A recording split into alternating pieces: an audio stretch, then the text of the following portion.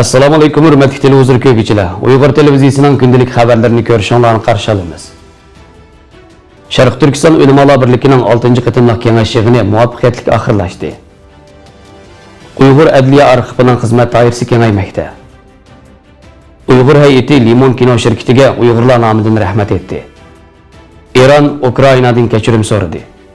Tövəndə dehqonlar xabarlarimizning tafsili mazmunlarida bo'lsin. Sharq Turkiston ulamolar birligining 6-qatimliq shura yig'ini 6 yanvardan 9 yanvar kunigacha Turkiyaning Alanya shahrida o'tkazildi. Yig'inga Sharq Turkiston ulamolar birligiga a'zo bo'lgan Turkiya, Saudiya Arabiston, Avstraliya, Shvetsiya qatorliq har qaysi davlatlardagi Uyg'ur ulamolardan 70 dan ko'proq kishi ishtirok qildi. Yig'inda Sharq Turkiston ulamolar birligi ichidagi har qaysi guruhlarning mas'ullari o'tgan 1 yil ichida ilib bo'lgan xizmatlar haqida doklad berdi. Hamda Sharq Turkiston xalqining bugungi diniy va siyosiy vaziyati, xalqimizning taqdiriga munosabatlik muhim masalalar, Sharq Turkiston davosining yetakchi ideyasi, tashkilot va mansubiyat, Sharq Turkiston davosining texmo jonlanish uchun Sharq Turkiston ulamolar birligi qanday hassa qo'sha oladi, nimalarni qila oladi, Sharq Turkiston davosini islom va arab dunyosida qanday qilganda texmo aktiv holga akelgili bo'ladi. Izbosar ulamolarni yetishtirish uchun nimalarni qilish kerak degan temalarda jiddiy muzokara olib berildi. Yig'inda yana Sharq Turkistondagi vaziyatning kundan kunga eg'irlashib, irqiy qirg'inchilik jinoyat sodir bo'layotganligi, mushundaq alohida tarixiy sharoitda ulamolarning burchining eg'irligi va hozirgi sharoit taqozo qilgan vazifalarni olib berish lozimligi ta'kidlandi. Yig'in ishtirokchilari ayrim guruhlarga bo'linib, Sharq Turkiston ulamolar birligining oldimizdagi 1 yillik xizmat nishoni va takliflar o'tirib qo'yildi va bu takliflarning bir qismi rahbarlik tarafidan qabul qilinib, xizmat kun tartibiga elindi.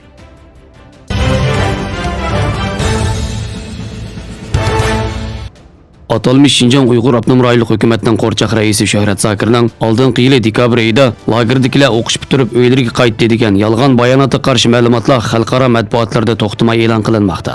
Muhojiratlik Uyg'urlarmi bu yolg'onchilikqa qarshi guvohlik berish faoliyatlarini qanot yaydirib, dunyo jamoatining diqqatini tortishga tirishmoqda.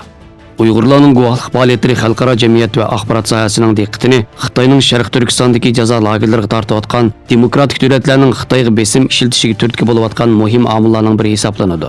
Ma'lum bo'lganidek 2017-yildan boshlab muhojiratlik Uyg'urlarning jazo lagerlari to'g'risida bergan guvohligini rasmiy arxivlashtirish xizmati Norvegiyada boshlangan bo'lib, maxsus Uyg'ur adliya arxiv ombiri qurib chiqqan. Uyg'ur adliya arxiv ombirining mas'uli Baxtiyor Umarning bildirishicha, navbatda ijtimoiy taratqularda sin ko'rinishlar orqali guvohlik berayotgan Uyg'urlarning soni barg'ansir ko'payib qolmay, yozma shakldagi guvohlik materiallarni yo'llayotgan Uyg'urlarning soni ko'payishga boshlaganligi, Uyg'urlarning nufusi nisbatan ko'p bo'lgan Turkiyadan guvohlik berayotgan Uyg'urlarning soni barg'ansir ko'payayotganligi sababdan Uyg'ur adliya arxiv ombiri Turkiyada maxsus xizmatchi tayinlab, guvohlik ishlarini ilgari surishga boshlaganligi, buning ichida lagerda qazo qilgan kishilar va ota-onasidan ayrilib qilib, ichinishli holda o'lib ketgan narsida bolalarning arxivlari borligi. Shundaqla Uyg'ur adliya arxiv ombirining qiladigan ishlarimi ko'payganligini bildirib, Uyg'ur adliya arxiv ombiri lager yoki turmalardagi ota-onalari, urug' tuqqanlari, do'st birodarlar uchun guvohlik berishni xohlaydigan muhojiratdagi har qanday shaxs yoki mazkur xizmat bilan mashg'ul bo'layotgan har qanday tashkilot bilan yaqindan hamkorlashib, ish olib berishni umid qiladiganligini ta'kidlagan.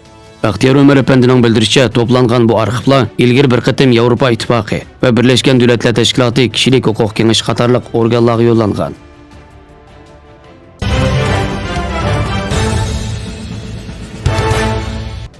Turkiyadagi Uyg'ur jamoat hay'ati Savaşçı, ya'ni jangchi nomli chatma televiziya filmini ishlagan Limon kino shirkatining xo'jayini Xayri Aslan apandi, filmning ssenariy yozuvchisi Sulaymon Cho'ban o'g'li apandi va filmda rol olgan Gulzar va Maryam xonimlar bilan ko'rishib, ularga Uyg'urlar nomidan rahmat etib, Uyg'urlarning hozirgi eg'ir vaziyati to'g'risida ma'lumot berdi hamda o'z talablarini o'tirib qo'ydi. Mazkur uchrashishga Istanbulda faoliyat olib berayotgan Sharq Turkiston fondining raisi Doktor Muhiddin Jan Uyg'ur, idora hay'ati a'zosi Mehmet Qashqarli va Sharq Turkiston yoshlar tashkilotining faxriy raisi Tabat Yujatturk qatnashdi. Her yakshanba kuni oqshimi Turkiya Fox televiziyasi tarqatilayotgan jangchi filmi hozir 89-qismga kelgan bo'lib, hozirgacha taxminan 10 qismlarda Sharq Turkiston masalasi ko'rsatilgan. O'tgan hafta qo'yilgan filmning eng oxirgi qismida Sharq Turkistonning istiqlol marshi bilan jazo lagerlariga o'rin bergan bo'lib, Uyg'ur xalqini qattiq suyundirgan. Turkiya Fox televiziyasining tor betidagi ma'lumotlarga asoslanganda, Jangchi nomli chatma televiziya filmi Turkiyaning eng ko'p ko'rilmani bor televiziya filmi hisoblanadi ekan. Mazkur kanalning yakshanba kuni tarqatilgan film programmasida Uyg'urga doir filmlarning ko'rsatilishi Uyg'urlar masalasining turk jamoatchilik tarafidan bilinishida zo'r ahamiyatga ega bo'lgan.